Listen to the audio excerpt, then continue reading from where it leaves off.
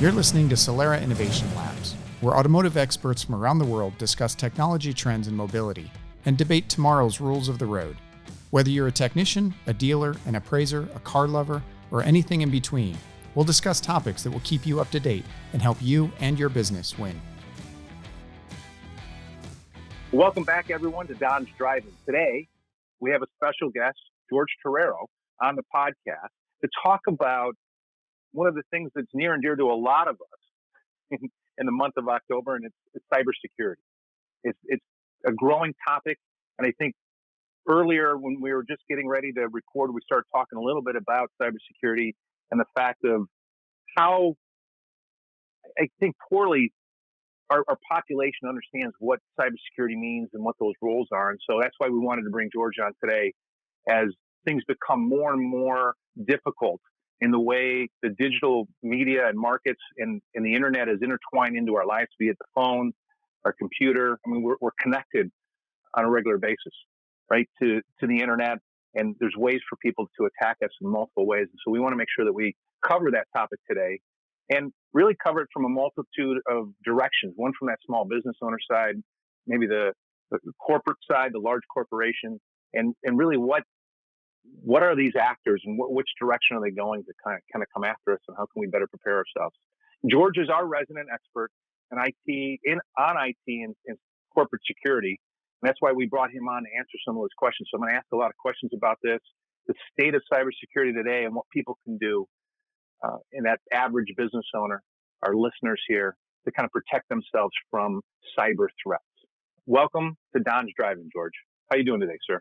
Hey, thanks, Don. I'm actually doing great. And actually really happy to be here today, especially for such a hot and important topic, specifically during this month, Cybersecurity Awareness Month.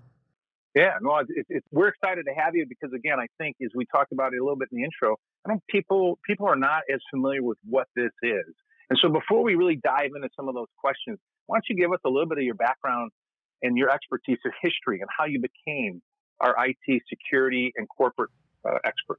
Hey, absolutely. So I've been with Solera hitting my 5-year mark soon here, working with the security operations team and really taking a step back to take a look at the entire organization, how we can focus and strengthen our overall security posture and provide, not just our company, but our customers with the security that the data they're entrusting us is being protected.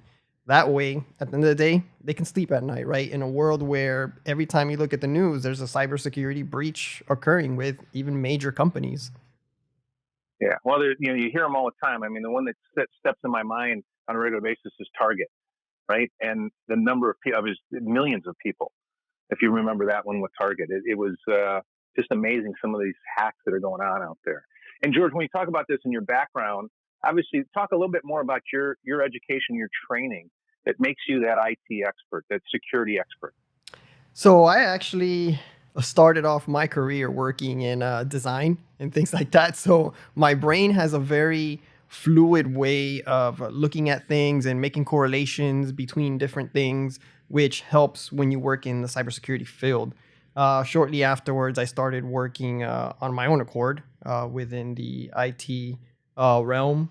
Started off just like anyone else, working on computers, fixing them up, then slowly started getting into security as security became a more relevant topic within organizations. And then in the last several years, I've actually been solely dedicated to security, taking many courses, specializing in application and infrastructure security, forensics work, etc. So it's a yearly thing that one has to prepare themselves for, and it's constant education. It's never, you can never look back and say, okay, great, I've taken 10 courses, I have 10 certifications, I'm all done. No, this is a weekly thing. Well, you just never seem to master it. It kind of ties into Solera and what we do, because when you look at the automotive world and what we service, the vehicle is not it's not staying static. It's ever changing, right? So our solutions and the industries have to evolve constantly, and the same thing happens with cybersecurity, right? Yeah, absolutely, right. Every week there's new vulnerabilities, new exploits, and things of that nature being found. Yeah, well, it's scary when you really start to go think about it. I think about it just from a personal perspective. in how people can steal your social security number and file your taxes on your behalf, right? I mean, it's just amazing the many ways that people go do this. There's a quick story, and again, this is not necessarily on the cyber side, but just talks a little bit about these phishing expeditions that are out there by people that are done not only on the computer, but also just calling up people. My grandfather, or not my grandfather, my son's grandfather, right? So my father-in-law got called a few years ago when he was away at college, and the person was claiming to be my son and saying, "Hey, look, I'm in trouble and I need help, right? And you got to wire me money and all this fun stuff." And people are targeting an older population with those type of scams, if you will. And let's talk about cybersecurity and really the state of it, because it's taking that type of stuff and bringing it into the technology that we use every day. Is that fair? Yeah, fair enough. So I would say to your last comment, right? It's what you see nowadays a lot is they appeal, and by they I mean the attackers appeal to a person's nature, right? The nature of wanting to help, the nature of wanting to be there for someone, things like that, which is why they always come across through these phishing campaigns, which is emails intended to make someone either click on a link, etc., or they can be paired with social engineering, where they try to get information from you, or such as, "Hey, I'm calling from the IRS because we had an issue verifying your records. I need to make sure that your social security and your account numbers are all up to date and correct," right? And people usually get scared because they're like, "Oh, I'm not going to get my tax refund now. I better give this person all my information." And that's usually what happens, right? People fall for it because they get scared. They get scared, Right. or they have to help someone. Yeah, and I think that it's interesting because you talked about two things that I want to make sure that we bring up and cover for our listeners. You talked about social engineering, and that's one of the types of cyber threats that are out there, as well as the phishing, right? So those two are a little different. The phishing may be in the form of a fraudulent email or assembly of emails, right, that kind of go after it with the intent for them to steal information, right, such as credit card or login information. But the social engineering side, which is a second form of attack, is really more about that human interaction and tricking them, kind of calling on their senses, if you will, to kind of appeal, right? So is that those are two, but there's two other ones that are out there that we should probably talk about, and it's malware and ransomware as well. So I want to make sure that our listeners understand what all of these four different types of cybersecurity threats are. So can you help us kind of really define what a malware security threat is versus maybe the ransomware? Yeah, absolutely. So I'll start off by giving some, basic definitions. So malware can be categorized really as anything that is intended to harm or make your computer asset operate in a way it's not supposed to. And that's either by gaining access and control over that device, or make it inoperable to a state where you can't use it. And then ransomware, the one where I'm going to speak a lot on, because that's the one that makes the bulk of the money for these organizations targeting people to attack, renders all your files basically useless because it encrypts them. So you can't use them for your business operations. You can't open those pictures that you have of your children. So it's a really disruptive type of attack, and one that is becoming fairly expensive for organizations to stay on top of, and costing billions of dollars within the industry. Well, I was reading something the other day about ransomware, and it just was great to ask you this question because the article talked about the fact that it is, and don't quote me on this, and maybe you have the statistics, but like a $13 billion industry, ransomware. Does that sound right to you? Yeah. I So remember reading it. So every news out there that you can read up on statistics for how ransomware is approaching, I've taken an average of that, and ransomware actually grow by 5 times by 2021 that it is today, and reach up to 20 billion plus in estimated cost Wow. for damages across Wow. organizations. That's $20 billion. That's just crazy. And so when you talk about ransomware, and I want to just make sure I understand the definition right, and hopefully our listeners hear it the same way, is that my computer's okay, but what you've done is you've encrypted my data, in such a manner that if I don't pay a ransom, then I can't get my data back. But if I pay it, you'll unlock that, and I can go back to using my computer. So here's the question that I think every listener is gonna ask. All right, I pay it. Do they truly unlock it? Or am I just paying it and I don't get my data back? So that's a very loaded question. If you go by FBI and other standards, it's the practice is always do not pay, right? But these criminals are organized and they want to make money. So if somebody pays them and they don't unlock the files, they're not going to be in business for too long, right? So what we're seeing now is a trend where cyber criminals are actually unlocking the files. Granted, there's still a lot of work that needs to go on the person's end to actually decrypt every single file and get everything operational again. So it's not a, it's not just a simple unlock. Yeah, it's not an easy task to do. Because you say this, and the reason why I asked this question, and our listeners aren't going to know exactly where I live or what's going on, but some of the local governments around where I live in Northwest Indiana were actually hit with ransomware, and they paid this, and so they were encrypting, some of the data sitting at the government complex, right? But they were instructed to go pay it, and it unlocked it, and that's why I was trying to ask that question to go, man, do you just pay it and everything's fine? And it sounds you can. That they actually still have a couple years of work to actually get everything fully operational again. Wow. Yep. So and that's the stuff they don't cover, right? They don't talk about that in the news so maybe they did pay it. Because that's the boring part. Yeah. Not headline. Right. All right. So one more question on the ransomware, because I find this interesting. Again, the article talked about, obviously a very large group, at least as far as revenue is concerned, or industry, if you will, of ransomware. But it also indicated that there was ransom as a service, meaning you could actually contact people and have them build ransomware. Is that crazy? No, that is absolutely the state we live in today. So before I directly answer that, I'll start off by giving everyone a little bit more background knowledge so we can understand why are we here today. And by we, I mean we as in an industry and organization suffering these type of attacks, right? So first, we have to understand that there's a shortage of about 3 million unfilled cybersecurity related jobs by 2021. And at the same time, we have vulnerabilities, which is a weakness in the system of some sort, increasing along with exploits. Now, exploits are methods to take advantages of those vulnerabilities in those systems. So when you put these things together, you have vulnerabilities increasing, you have exploits increasing, you have unfilled jobs for people that should protect us from those vulnerabilities, patching them up, whatever the case may be, right? And you take a step back and you go, wow, there's a strong shift needs to occur in how cybersecurity is viewed within organizations that don't have security as a forefront of their strategies like we do.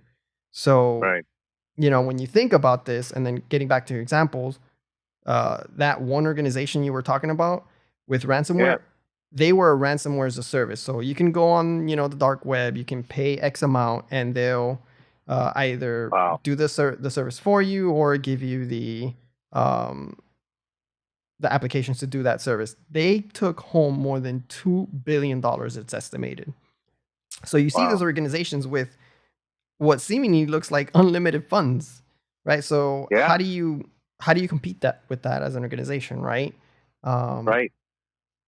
Awareness. Well, it's interesting because you start talking about, so let's think, I'm going to get into the elements of cybersecurity a little bit, because it brings me to that next section that says, okay, I need to protect myself, and I got to ensure that I coordinate all the efforts throughout my systems. And so let's just briefly, I'm going to cover some things that I think about when I hear this, as I've done the research prior to our conversation. I got application security, I got information security, I got network security, I got operational security, I got disaster recovery, right? And a continual plan of how do I recover it in the event.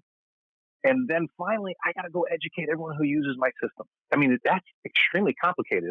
Did I miss something there, or is it just really that complicated? No, so it starts off, I would put in step one, I would actually put education comes first. Education and awareness. And education and awareness goes a long way with cybersecurity. right? Because let's say you spend $1 million putting the most advanced firewalls, the most advanced network behavior monitoring in place, and you forget to teach people stuff. Eventually these systems can get penetrated, right? Nothing is foolproof. But if you teach people up front, don't click on these things, don't go to sites you shouldn't, don't be trusting of anything that anyone tells you, and have everyone have a security first mindset, you can save a lot of money down the road. Well, and you're right. So I think I probably went down the wrong path by saying education last. So we educate first, but then as you start to go look at your business, and so let's talk about a question that's burning in my head. My son's got a small business, right? And him and his roommate from college started a small company, and they're doing well. Are these guys a target?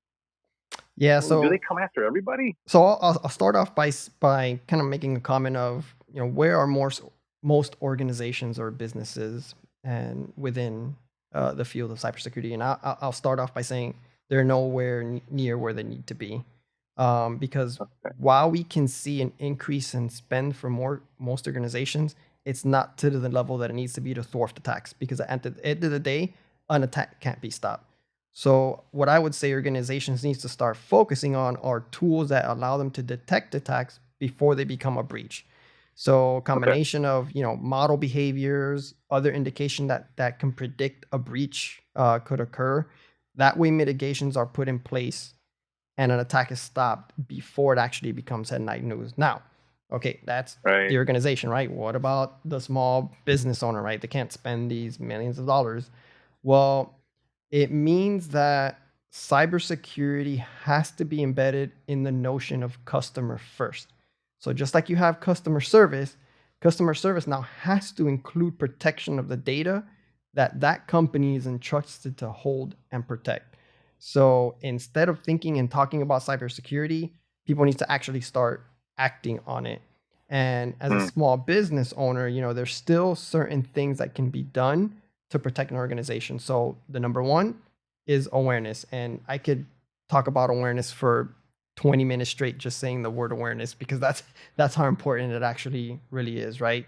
And that's whether you want to have a weekly meeting with all of your staff or put up a couple of posters and explain them on security best practices, or even, bringing in a small IT firm to do an evaluation of the systems and see what can be put in place to better protect our customers' data. It seems to a certain extent almost overwhelming, and I can understand how they've taken a month, the government, and tried to make it Cybersecurity Month to build more awareness out there, because this is just an ever-growing security threat that everyone needs to spend time on. But you're right, the education and awareness is huge. So I'm a small business, right? My son, you go back to our customer base, the collision shops, the mechanical shops, the insurers. Where do you start, right? If I'm there and I want to really concentrate on security for my organization, what do you recommend? I mean, that small business guy, because they don't have that big budget, right? So what do they do? It's because they're going to educate themselves, and maybe the few people that work inside the organization. How do they start to confidentially, I would imagine, choose a security program or system to kind of help protect? Yeah, so I'll start off by clearing what I see as a misconception between a lot of small businesses, which is, I'm not a big guy. Why are they going to attack me, right? I have nothing, absolutely nothing that they could possibly want. Well, that's actually not true, right? If you look online, there are sites that categorize every single system that talks to the internet, whether it's a computer, whether it's an Internet of Things device like a thermostat, or your oven that you can automatically turn on. All these systems are categorized, and also operating systems that they're using are categorized. Open ports are categorized, such as RDP, and attackers can run a simple search and say, okay, all right, so I'm going to stop you for a minute. You said RDP, and I don't think our listeners are going to know what that acronym means. Yeah, so remote desktop protocol. So basically, you can connect to that machine from anywhere on the internet. Okay. Yeah. Thank you.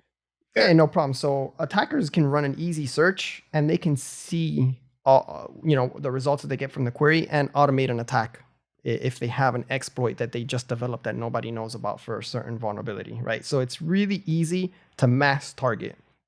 So while you're not directly being targeted, indirectly you are, because you're part of that search, right? If you're running, let's say, an outdated Windows 7 machine, you're part of the search that somebody just ran to run an exploit for Windows 7 as an example, right?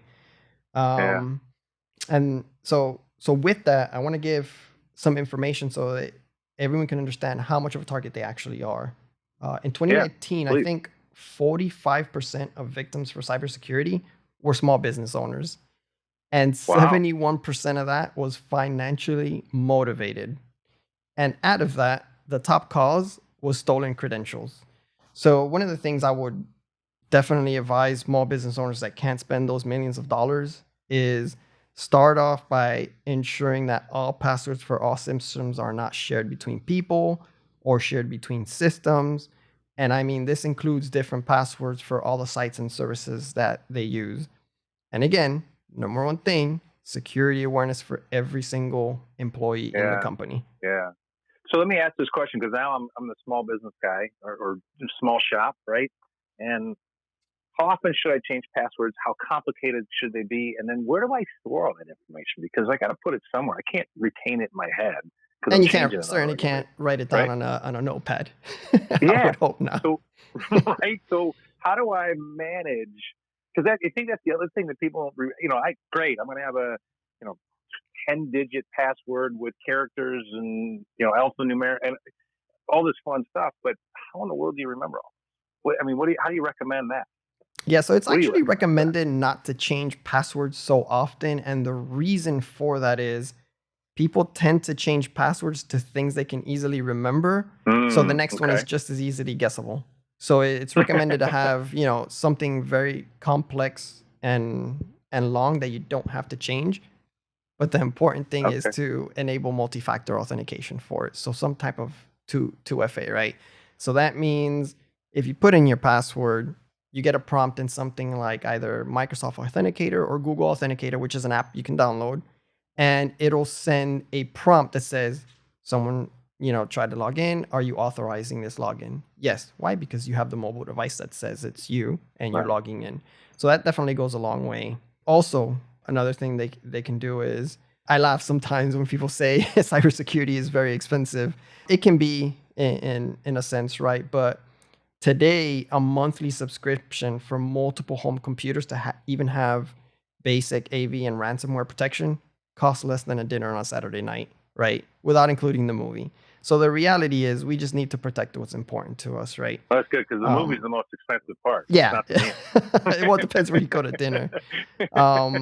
And then, on top of having good password practices, just be really mindful of the information you put online, right? Whether it's a site we sign up to, be careful what password you put in, because maybe it's a blog site that belongs to someone and they don't protect it. Someone breaches it, gets that password, sees the email address you use and plugs that email address into every other service they can think of, right? Wow. Yeah. So this small business, all right. So now you're talking about the, cost of dinner to get those computers, with some malware and ransomware type protection on it. But again, that small business guy, again, some of our customers may not feel like they have data that's really valuable. How do you answer that question, or how do you let them know that everyone has valuable data? If you're doing business, your data is valuable. Why? All right, I'll turn around and ask this. Is the data needed to service the customers? Yes. Is it needed to run the business? Yes. Then a criminal will absolutely want to either destroy, obtain, or make that data unusable. They'll find a way to make you pay for that data in order to resume operations. So if your business can't function because of certain data you have, yeah, it's absolutely valuable data. Yeah. No, it's a great response, because I think small businesses in general, and even some of the clients and customers of ours that I've spoken to that are the smaller growing operations, there's so many other risks that they feel in the business that the cyber side of it isn't really and the foresight of where they're thinking they need to go, right? And it's not because of anything other than the fact that, when you look at these businesses and trying to grow it, I'm trying to hire people. I got insurance, or I have customers coming. I'm getting pulled in so many different directions. But it sounds like it's relatively simple to one, create the user awareness, right, and educate everyone in your organization. Number one, right? I think that's the biggest thing. And then the second side is, it sounds like with the phishing emails and all that stuff, is it just a good practice to start to tell small business owners that if you don't know the email address, but here's the other side with the phishing, the email addresses that it comes from, they almost look identical, right? These guys have gotten so good. So is there a recommendation to say, hey, look, if you're really not sure, it's easier to delete? Yeah, so it's a no trust model, right? Anything that comes in, okay. So I'm on the spectrum of the higher end of security. So to me, everything that comes in is bad until proven otherwise. It's a really simple thing to take care of, right? If you get an email from a customer saying, hey, I changed my account number, I need you to route, my refund back to this place instead. It's as simple as picking up the phone and calling that customer and say, hey, I just got this email. I just wanted to make sure that this was accurate so that I can, do that within the next 5 minutes. No, I absolutely did not send that, right? Or anything coming from your bank, an email from your bank or from any other service. Just open the web browser and go directly to the site that you know. Don't click on anything in an email. It's not worth it to save, 2 seconds going on a browser and typing something in. Yeah, so basically, caution is really err on being overcautious. I mean, simply, right? Either call, follow up, because I think that small business groups continue to do more and more stuff online, be it processing credit cards or whatever, right? Yeah, definitely. And I'll tell you why erring on the side of cautious is more important. Every 14 seconds, there's a ransomware attack that actually hits. And this is not including every single other type of cybersecurity attack that can happen. This is just ransomware. So that's a pretty scary number. Wow. 14 seconds? Yeah. That's crazy. I just don't fathom that, right? When you start looking at, and that's a global statistic, or is that a U.S. statistic? That's a global statistic, yeah. That's a global statistic. It's just mind-numbingly crazy when you start to think about every 14 seconds. We've been having this conversation for about 30 minutes or so right now, and just to do that math, do the numbers, right? It's like, oh my gosh, just in this little bit of interview where we're trying to talk about how to become more protective of your business, right? With cybersecurity, just the number of people that could have been attacked at this point. Well, George, look, we're going to take a short break, and we'll be right back after this message. Solera Innovation Labs is a podcast produced by Solera, a global leader in data-driven solutions and services. Solera collects and translates complex data into actionable insights for automotive, identity, and property partners across 90 countries and counting. Learn more at solera.com or find us on Facebook, Twitter, or Instagram. All right, well, George, welcome back. We're talking about cybersecurity. And I want to pick up right where we left off, talking about the shops and our customers. And the thing that sits in the back of my head, and I didn't ask this question earlier, but I'm going to ask it to you now. And a lot of our clients, because of the expensive hardware, have really old systems, right? They've used them for a long time. Does this impact their ability to create the security measures they need to fight off some of the cyber stuff that's going on out there? It does. The reality of it is it does, right? If you have, as an example, systems which you see in the industries, right, from 2000, 2003, 2008, a lot of those things are extremely vulnerable and don't have really too many protections that could be put in place. But at the end of the day, there's still software that you can put on top of that to try to protect those systems. They won't be in the 90th percentile, but it's still better than doing absolutely nothing. Okay. But, going back to one of the things we talked about earlier before the break was really just about education, right? And awareness. And even if you're using some of those older ones, I think the recommendation is when you get the opportunity to upgrade your hardware, you should be upgrading that hardware so that you can take advantage of some of that stuff. But in the short term, you need to educate yourself and your employees, right, on some of these practices that are going on out there. Does that make sense? Yeah, no, definitely. And, online, there's a ton of free resources. You can find resources on NIST. SANS and Institute has a lot of free resources like posters and educational information. CIS, which is the Center for Internet Security, also has a lot of awareness material that can be used and things to educate. And then you have a lot of security related blogs like Krebs on Security that talk about things that are happening within the industry, so that you can get yourself up to speed. And also, because I know there's some organizations out there that are going to say, man, every 14 seconds, okay, I need to at least talk to someone to see what's happening within my company, right? I would say one really important thing when you partner with someone, say an IT company that you'd hire to do a health check for security, right? Mm-hmm. Is make sure they understand your business before getting someone that says, buy this product, buy that product, because you see, it's a $1 trillion industry now. With every week I see new products being launched. Have a partner that understands your business, what your business needs are, what kind of data do you have, how do you store it, how do you process it, and then from that you can have a good picture of what your landscape looks like, and then put the proper plans in place to get yourself to a more secure position. And it brings me to another question, because I go back to as I grew up with inside the industries and the businesses that I ran, and I remember when the antivirus software first came out, and you installed it on your machine, and half of your stuff wouldn't work because I couldn't even get in to use Excel, right? Because it was protecting every file that came over, and then everything is bad. Right, everything was bad, and then my email wouldn't work, and so you found many people shutting this stuff off, right, trying to uninstall because you couldn't operate. But today's technologies that you can install and help on your systems are far better than what we ever started with. I mean, right? I mean, I want to make sure people understand and are more educated about some of those solutions that are out there, right? And because it's not slowing down your computer, it's not creating that kind of, or am I wrong? Is it still kind of doing some of those things? So I would say the average is you would hardly ever even notice that it's installed. Typically what I see is it has almost no system impact performance. And with some of the tools that are coming out nowadays, you can actually train the system to know that what the actions that you're taking are normal for that system, and it won't, for example, block your Excel from executing if it's something that originates from you. So it's getting a lot more capabilities and a lot better behavioral type of analysis before it takes an action.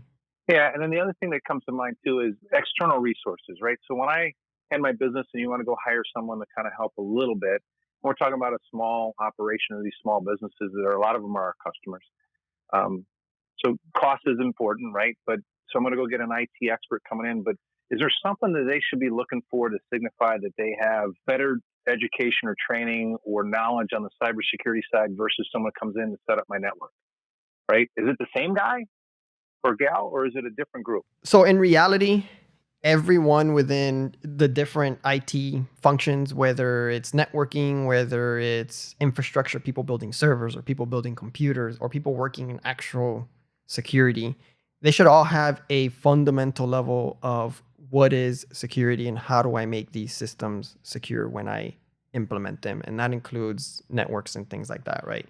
But if you want to partner with someone that's a security expert, just look in and see if they have security related certifications for what they're doing for you.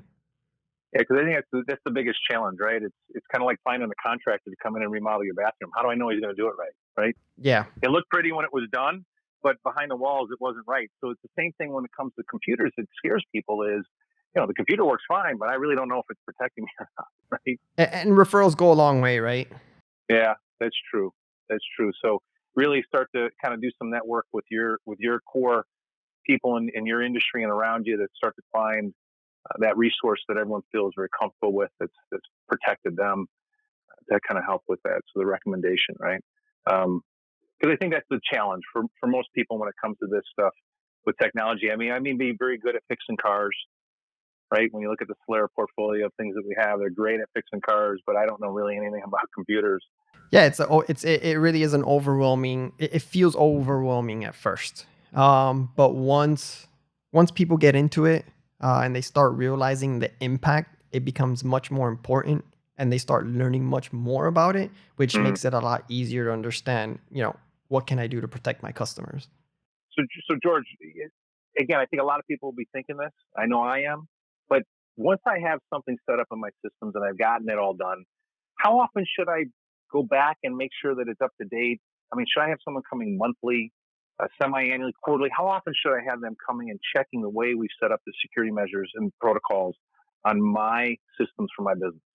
So I would say making sure that you have a path in place to patch the current systems that you have. So that means, for example, if I'm using Windows, make sure you have a cadence to patch Windows when a patch comes out, which is typically every single week. If you're using a specific program or application, make sure that you install the latest versions every time the latest version comes in. So whether that's every week, every month, every quarter, right? Right. Because what you see, and I get these every day, I get emails that every single day shows me all the newly discovered vulnerabilities and those being exploited for multiple products. And I mean, this is daily. Wow. It comes in on a daily level. So to be realistic and, understanding that the business needs to run as well, I would say at least weekly to have those automated patching programs in place. You don't need to have someone physically come in and do it. Having some type of sanity check on a monthly level. What do you mean by sanity check? Because I mean, look, when you talk about the Windows and the patches, and I start smiling and almost snickering a little bit because you're right. Even your Apple phone, right? They just came out with a new iOS, and within 3 days they had an update to the iOS, and then another day later they had another update to the iOS. So it's not just Apple. It's not, everyone has these patches that come out, but I'm that little guy. I don't know that these patches are available, right? Like, for example, with Windows, is it when they configure it, they should be asking the people that help set up their machines to say auto download and auto install? And do they check that in the mornings when they come in? Do they recommend them shutting off their machines at the end of the day? I'm that little guy. What do I do just to kind of give that, does that make sense? Yeah, no, absolutely makes sense, right? So one thing we usually tend not to try to do is run automated system on patches on production, right? Because it can impact it. That's the nature of things. So we have dedicated environments just to test those patches, but small business owners usually don't have that. Yeah, so I'd recommend having a monthly cycle where you have, say, a list of all the programs and applications that you have. And even if it's something as simple as writing on an Excel sheet, these are the dates that, I updated the last system. And then getting yourself into a cadence where at least every month you look and see when was the last time that you updated it, and then going from there. Yeah. Well, and I think it's a good practice. If you look at the small business guys at the end of the month, they're looking at their numbers. How do they perform? It should be part of that routine, right? How was that would be my recommendation, right? Is, what was my month look like? What did I do in revenue? How did I do? And also, when was the last time I've updated my solutions and systems I use to ensure the fact that I'm on the most current and the most protected versions that are out there? Correct.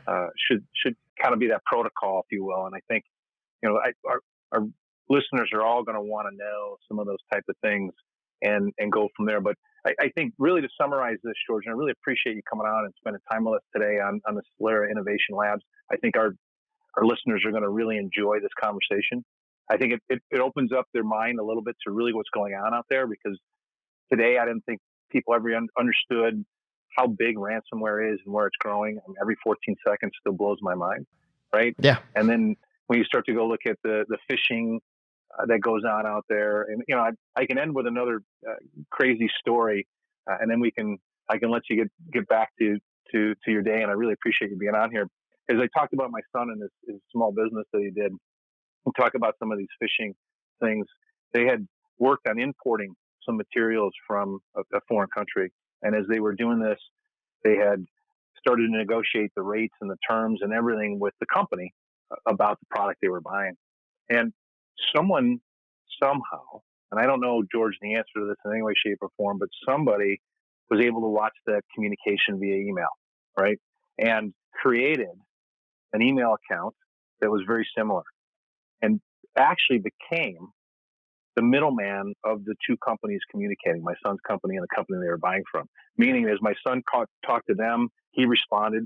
And when that company tried to talk to my son's company, he responded and played the middle and was able to get banking information, or at least the wire transfer. And he was out the money on the import of this product simply because of that. It was just someone in the middle. And it was really starting to go look at one of the things we talk about, educate. The email that was coming over, the title said the guy's name that they were working with from the company. But if you click down through it, right, it wasn't really him. Yeah, so that's a story that's just, it's unfortunate, and it's way too common that we see all the time. And, I'll give an example of how easy it is to do this kind of stuff. So let's say you're on the subway, you're going home, you have your name tag or your badge, it shows the name of your company, and you're having a conversation with someone next to you. Oh man, I can't wait to get that business with, TriStar, etc. Someone's listening. You know what someone will do? If they were an attacker, they'll go back home, they'll register a domain, TriStar with 2 R's or something like that, .com, Mm-hmm. look up the company of the person that was having the conversation on LinkedIn, see their name, create an email address from the other company, and send them an email and say, hey, by the way, I forgot where we left off on this. Something as simple as that. Wow. And they'll just go ahead and communicate. All right. Well, George, as you start to talk about those things, I think really to kind of summarize our conversation today for our listeners, be it big, little, or small in your organization, the first step has got to be educate, right? We talk about how easy it was for someone to do that to my son's business and play in the middle. And you just kind of gave us that little walkthrough about how someone can overhear a conversation, on the subway or on the bus or whatever, and start to create an attack, if you will. And so, one, we got to educate our people and go forward from there. The other side too that you talked about, I think, is a very important point, is that make sure you're updating your solutions, right, on a regular basis. Correct. Have the most up-to-date versions, because it's going to help protect you even more. Make it part of a monthly routine if it's going to be at the end of the month when you're looking at your performance of your business, whatever it may be. But make this a routine. But those two things in itself gives you a great start. I think the last thing I would bring up is not everyone can afford to go upgrade their systems and their hardware, but this should be something they go out on a regular basis. I mean, George, as closing words, is there anything to that you would add? I would say that, within all businesses, what the number one thing is: customer service and providing value, right? Well, customer service and value has to include securing of the data that customers give us. Yeah, no, you're absolutely right. You're absolutely right. And I think it's part of the stuff that we're talking about for that small business. I think as the bigger businesses, obviously they have a different means potentially of how they can do, or a different team, if you will, working on IT and cybersecurity. But George, look, I want to thank you for jumping on today. I think this has been an awesome conversation, and I think we could probably have hours and hours. We could talk all day. Yeah, what I'd like to say is I'd like to have you come back at some point in time and give us an update on how these things are evolving. And obviously, this is Cybersecurity Month. We want to make sure that everyone does their own little homework, spend some time on it. We appreciate everyone coming and listening to us on the Solera Innovation Labs. This is Don from Don's Drive-In. Thank you, everybody. Have a great day. Solera Innovation Labs is a podcast produced by Solera, a global leader in data-driven solutions and services. Solera collects and translates complex data into actionable insights for automotive, identity, and property partners across 90 countries and counting. Learn more at solera.com or find us on Facebook, Twitter, or Instagram.